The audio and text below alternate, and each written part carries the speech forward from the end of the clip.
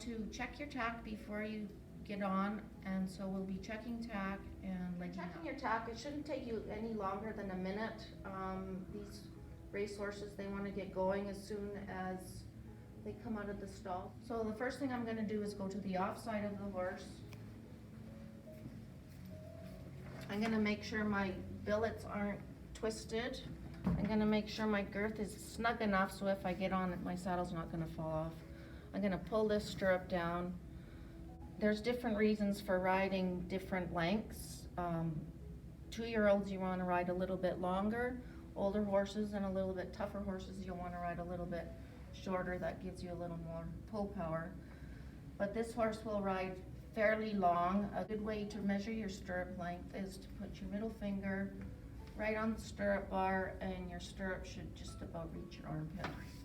I'm going to leave it at that. As I'm going around the side of the horse, I'm going to check my martingale length. It should come up to the throat area. I'm going to check my bib and make sure my lines are running fluently through. The bib is sitting proper. If I'm on a horse that has leather reins with buckles, I want to make sure I've got these rein stoppers. So this piece of the bit, or this piece of the martingale, can't get hung up on the buckle of the rein. I'm going to check my tension on my bridle.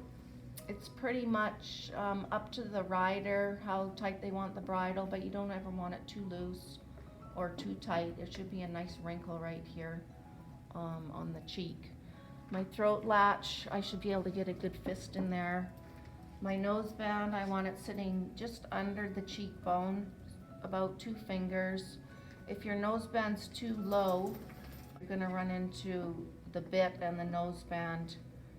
It's going to make the horse's mouth sore, so you're going to have an unhappy horse. If my horse has blinkers on, I'm going to make sure they're on properly, that my horse can see, that they're not going to fall off. The left side of my horse, this is the side that everybody gets legged up or mounts on.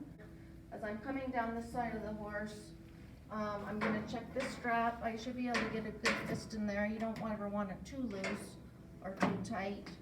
I'm going to check for any flappy parts, because that drives me crazy, and I'm sure it drives the horse crazy too.